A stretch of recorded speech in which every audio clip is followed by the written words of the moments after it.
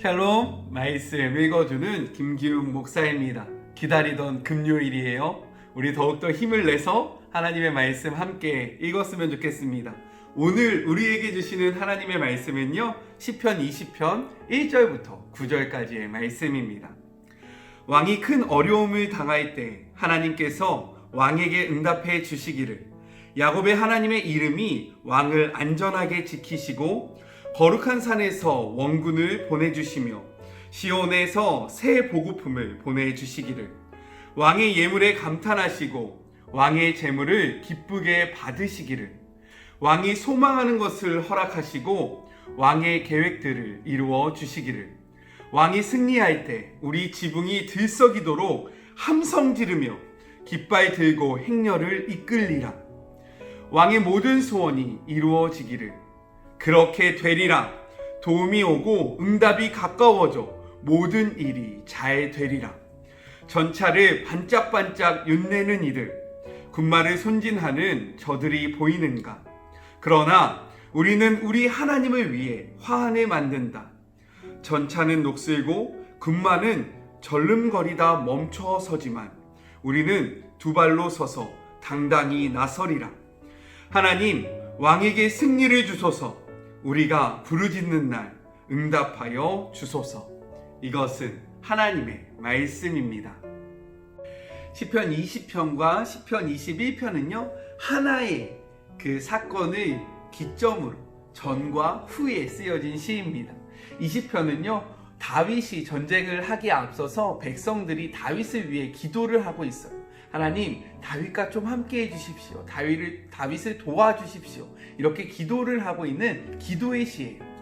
반면에 21편은요, 이 전쟁에서 승리케 하신 그 하나님 앞에 감사와 찬양을 드리는 찬양의 시고요, 감사의 시입니다. 이러한 관점으로 오늘의 말씀과 그리고 내일의 묵상을 하시면 더욱더 풍성한 은혜가 있을 것입니다.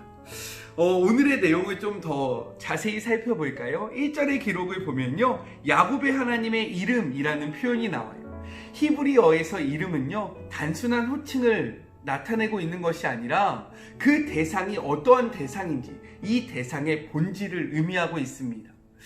그렇다면 야곱의 하나님은 무엇을 의미할까요? 야곱은요, 삶에 어려움이 있을 때마다 하나님 앞에 기도했습니다.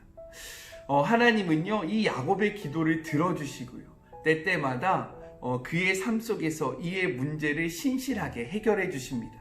그렇기 때문에요, 야곱의 하나님이다 라는 이 표현은 무엇이냐면 신실하신 하나님을 의미하고 있다는 것이에요. 성경에는요, 하나님의 여러 가지 호칭이 나옵니다. 이 호칭은요, 상황에 따라서 적절하게 사용될 수 있는데 제가 몇 가지만 좀 알려드릴게요. 여호와 라파라는 이름이 있어요. 여호와 라파, 이것은 치료하는 하나님을 의미합니다. 또요, 여호와 이레라는 이름이 있어요. 이것은 준비하시는 하나님을 의미합니다. 또 여호와 샬롬이 있어요. 이것은 평강의 하나님을 나타내고 있어요. 또요, 여호와 니시, 이것은 승리하는 하나님을 의미합니다. 여호와 삼마도 있는데요, 이것은 우리가 에스겔 말씀에서 같이 묵상했었죠. 거기에 계신 하나님, 임마누엘의 하나님을 나타내고 있어요. 그리고요, 여호와 로이, 목자 되신 하나님, 우리의 삶을 인도하시는 하나님을 나타내는 성호가 있습니다. 이러한 성호는요, 때에 따라서 그리고 상황에 따라서 적절하게 사용되면 우리에게 큰 위로와 그리고 힘이 됩니다. 우리가 아플 때 그러면 어떠한 성호를 의지해서 기도해야 할까요? 여호와 라파를 의지하면서 기도하는 거예요. 하나님, 여호와 라파의 하나님, 치료하시는 하나님을 바라봅니다. 나의 삶 속에서 선하게 역사해 주십시오.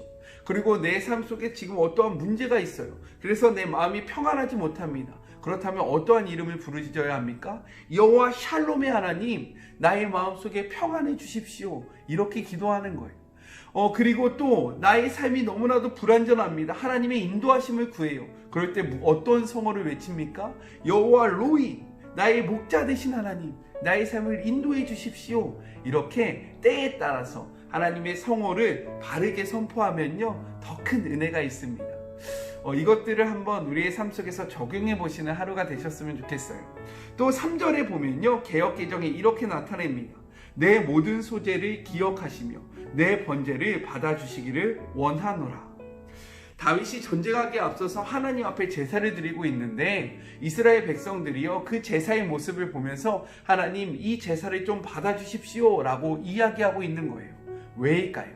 제사는 하나님과의 바른 관계를 나타내고 있기 때문입니다. 이것을 우리의 삶 속에 적용해 보자면요, 예배는 하나님과의 관계성을 나타낸다라는 거예요. 우리가 성경 속에 기록된 최초의 제사, 최초의 예배가 있지 않습니까? 뭐예요? 가인과 아벨의 제사예요. 그런데 가인의 제사는 받아들이지 않죠. 그리고 아벨의 제사는 연락됩니다. 이것은 무엇을 나타내냐면 하나님과 가인과의 그 관계성은 바르지 못하다는 거예요. 반대로 아벨과 하나님과의 관계성은요 바르다는 것을 나타내는 것입니다. 즉 우리의 삶 속에 중요한 것은 무엇이냐면 하나님과의 그 관계성이 있다는 거예요. 이 전쟁의 승리도 어디에 달려있냐면 하나님과의 그 바른 관계성에 있습니다 라고 이스라엘 백성들이 외치고 있는 것입니다. 우리의 삶에 여러 가지 문제가 있잖아요. 이 문제가 중요한 것이 아니라 이 문제의 해결의 방법은 무엇에 달려 있습니까? 하나님과의 관계에 달려 있다는 것을 기억하시는 그런 복된 하루가 되셨으면 좋겠습니다. 마지막 7절과 8절의 말씀을 볼까요? 개역개정에는요 이렇게 나와 있어요. 어떤 사람은 병거, 어떤 사람은 말을 의지하나 우리는 여호와 우리 하나님의 이름을 자랑하리로다. 그들은 비틀거리며 엎드려지고 우리는 일어나 바로 서도다. 이것은 하나님의 말씀이에요. 메시지 성경에는요 이 부분을 이렇게 나타냅니다. 전차를 반짝반짝 윤내는 이들, 군마를 손질하는 저들이 보이는가? 이것은 무엇을 나타내냐면 그들이 전차를 의지하고 있고요 그들이 군마를 의지하고 있다는 거예요. 왜요? 고대 근동 사회에서 전차와 그리고 군마, 즉 말은요 전쟁에 있어서 필수적이고 가장 중요한 핵심적인 요소였습니다.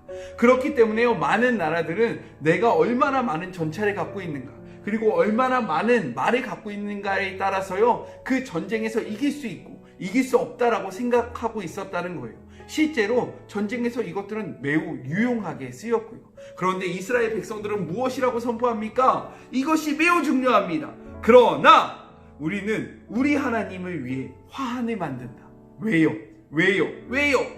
전차는 녹슬고 군마는 절름거리다 멈춰서지만 우리는 두 발로 서서 당당히 나서리라. 이 말씀을 봤을 때요 기억나는 말씀이 없습니까? 사무엘상 17장 45절에 이렇게 기록되어 있어요. 다윗이 블레셋 사람에게 이르되, 이 블레셋 사람은요 골리앗을 나타내는 것입니다. 너는 칼과 창과 단창으로 내게 나오거니와 나는 만군의 여호와의 이름 곧 내가 모욕하는 이스라엘의 군대 하나님의 이름으로 내게 나가노라.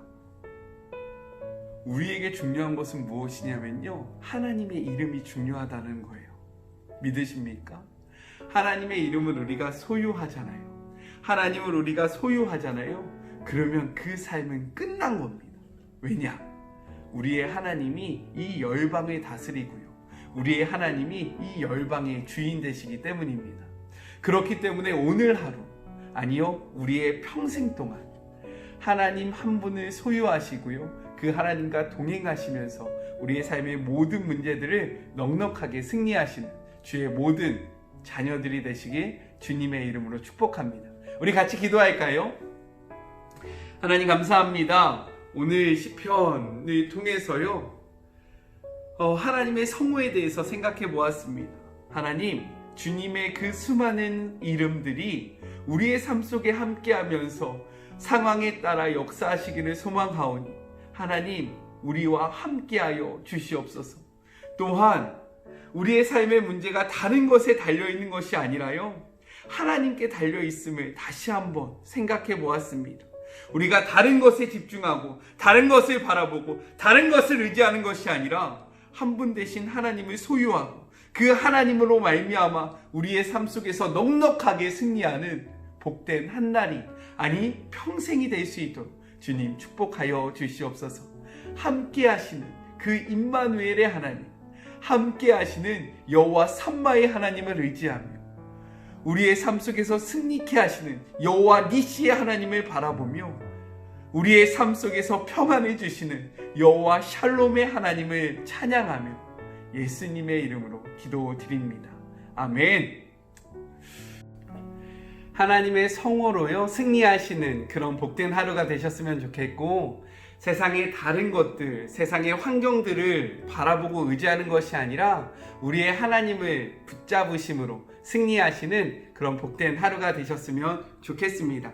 그럼 주말 잘 보내시고요. 저는 삶의 자리가 시작되는 월요일날 또 뵙겠습니다. 사랑하고 주님의 이름으로 축복하면서 우리 월요일에 만나요. 안녕.